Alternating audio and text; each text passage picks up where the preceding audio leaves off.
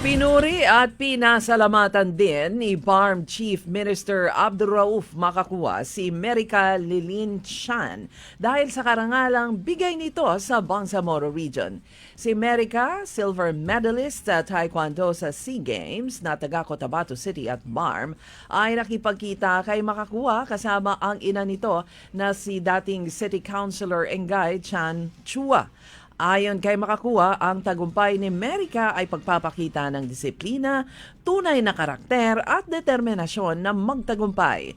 Pahayag ni Makakua ang ganito: Sa Bangsamoro, we take pride in excellence, grounded in values, because when peace is protected and governance is moral, our people rise and inspire others.